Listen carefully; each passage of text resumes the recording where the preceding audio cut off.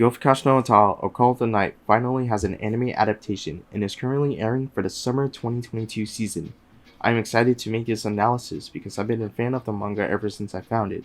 I spotted a few details and references in this OP that alludes to the main story. Anyway, let's get started. In the first frame of the opening, a clapperboard appears showing the title of the show, Call of the Night, in all caps.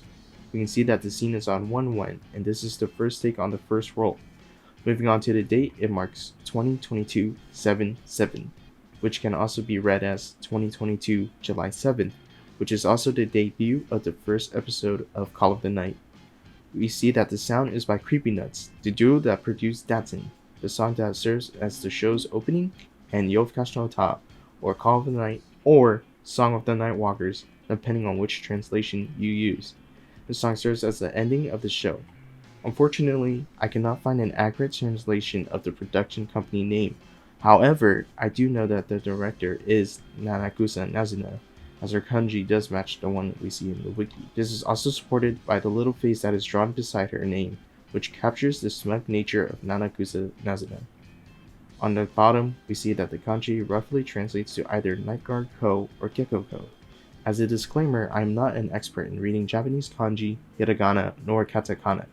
However, I do note that the last two kanji do translate to Ko, so in a way it is a reference to Yomori Ko. As for the Night Guard and Gecko parts, I have a few reasons why they both make sense in a way that applies to Yomori's character. A Night Guard is someone, as the job occupation implies, is a guard that strolls at night. However, Yomori is not a Night Guard, but a middle schooler in the series. Next is Gecko.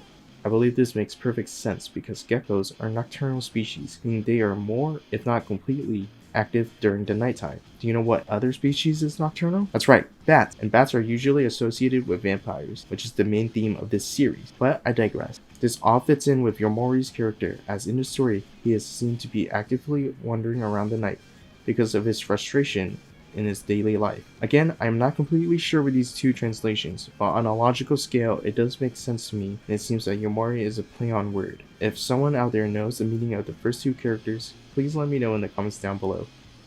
The clapperboard soon transitions into Yomori's silhouette, and then as we see it, he is wandering on the streets aimlessly. Then, we get a glimpse of Nazuna, and soon, both of them are standing in front of each other, which is a reference to the first time that they encountered one another.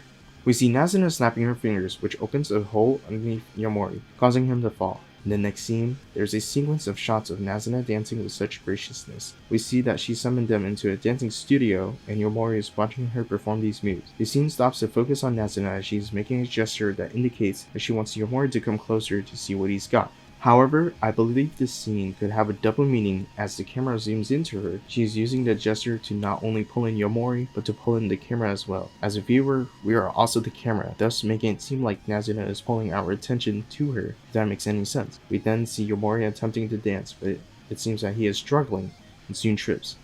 This is a reference to Yomori's journey into becoming a vampire. As stated earlier, we see that Yomori is observing Nazuna dancing. However, the roles have been switched. Nazuna is watching Yomori dancing as if she was watching his process into becoming a vampire. He is still learning, which is why his dancing isn't as smooth as Nazuna. Something that I found in these two scenes is the fact that during Natsuna's spotlight, the main background color is pink while Yomori is blue. This is an important thing to note as I'll be coming back to this later, and yes, it is more than just an indication between their genders. Speaking of Natsuna's dancing scene, one big thing that took the cake for me was that Natsuna's reflection did not show up in the mirror, which is a very nice detail. This is a very big clue that indicates that Nazuna is a vampire from the start.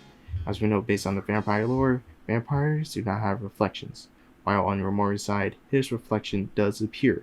Again, we do not see Nazuna's reflection while Yomori is dancing. There's a scene in the anime and manga that hints this. 私は眠れない人間の相談に乗ってその悩みを解決してやりたいんだ。In the next scene, we see Yomori awaken, upside down, which is a nod to his transformation of becoming a half-vampire in the later chapters in the manga. As he rushes out of his room and opens the door, he starts falling, and Nazuna is there to catch him. We see a smirk on Yomori's face, knowing that the fact that she will be there to save him. While falling into Nazuna, the camera zooms into her face and she starts unhinging her mouth to take a bite. However, this shot gets cut into the next scene, where we get a frame where as soon as Nazuna bites down on an apple, blood spurts from Yomori's neck. which is a reference to the many times that she sucked him.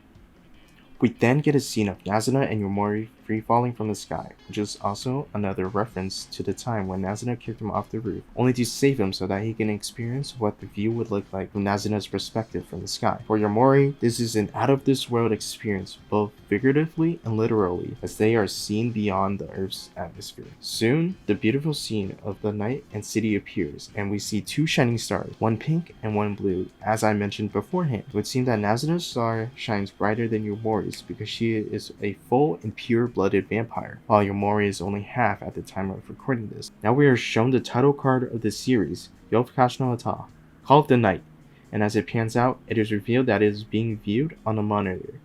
Next, we get one of the hardest frames in all of anime in my opinion. This frame shows the upcoming characters that will appear later in the season.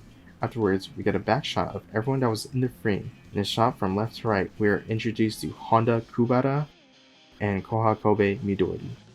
In the next shot, we get Akira Asai and Saki Mahiru. Then, Kyuko Seri, Harita Nico on top, and Suzushiro Hasuka on the bottom. Then, a single frame of Yomori, followed by Akira standing behind Nazuna. All these characters and their backstories will be revealed eventually. The scene changes when everything gets flipped upside down and everyone starts. And one by one, the aforementioned characters are falling down. Finally, Yomori is the last one to fall from the sky, and that transitions to the next scene. Here, the lyrics are in sync with the words that show up on the screen, and again, shows the characters that were mentioned beforehand. However, this time we are abruptly put to a stop when a pink silhouette appears on screen. Based on what's going on so far, we can deduce that this figure is none other than Nazuna.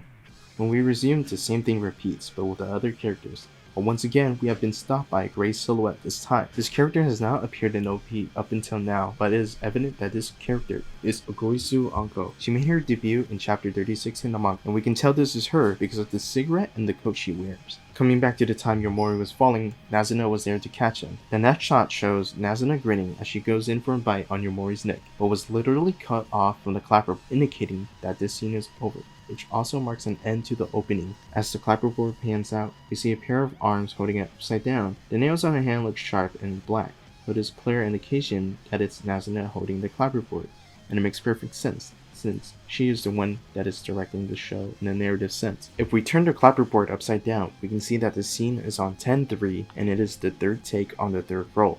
I find it interesting that the first frame of the opening began with a clapperboard, and at the end of the OP, it also ended with a clapperboard. Well, there you have it. A complete analysis on the first opening of Call of the Night. Once again, if there's anything that I missed or something I got wrong, especially the kanji part, please let me know.